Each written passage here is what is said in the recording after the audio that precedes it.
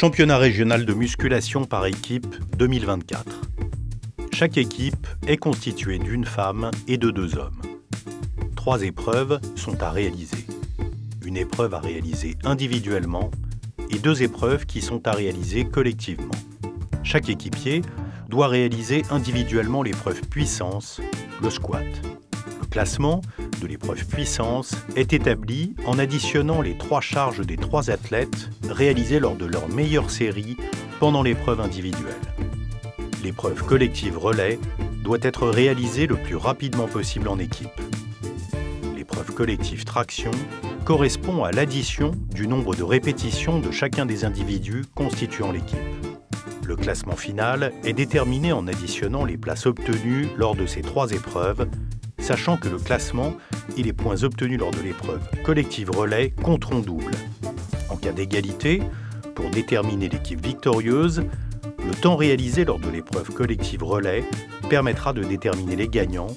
L'équipe qui aura donc fait le meilleur temps sera placée devant.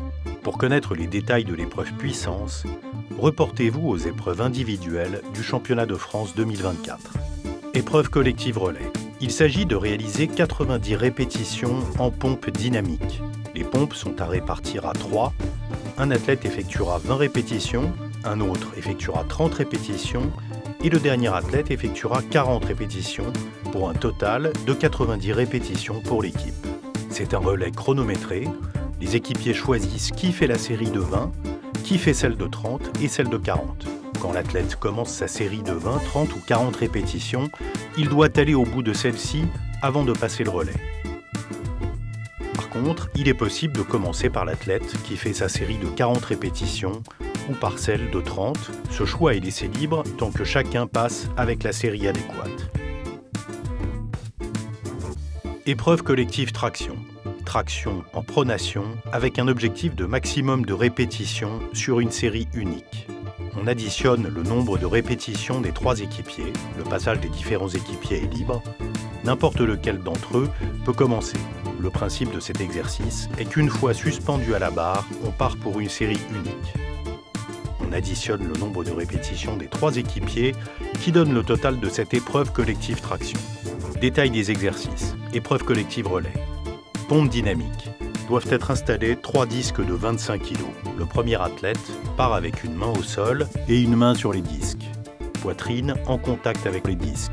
Les athlètes doivent alterner main gauche au sol, main droite sur disque, puis main gauche sur disque, main droite au sol, en ayant à chaque fois en position basse la poitrine qui vient toucher la plate. Il n'y a pas d'obligation à avoir les bras en extension complète, en position haute. L'alignement épaules, hanches, genoux doit être respecté. Principale faute sanctionnée. Si la poitrine de l'athlète n'est pas en contact avec la plate, en position basse. L'alignement de l'athlète, épaules, hanches, genoux n'est pas respecté. Les fesses sont trop levées en l'air. Épreuve collective traction. L'athlète numéro 1 se met en position pronation. Les bras sont en extension complète, les jambes sont tendues et il n'y a pas de contact avec le sol. En position haute, les bras sont fléchis et le menton est distinctement au-dessus de la barre. Quand l'athlète redescend en position initiale, il doit in fine avoir les bras complètement tendus, coudes verrouillés, avant de repartir pour la prochaine répétition. L'ordre de passage des 3 équipiers est laissé libre et chaque athlète part pour une série unique.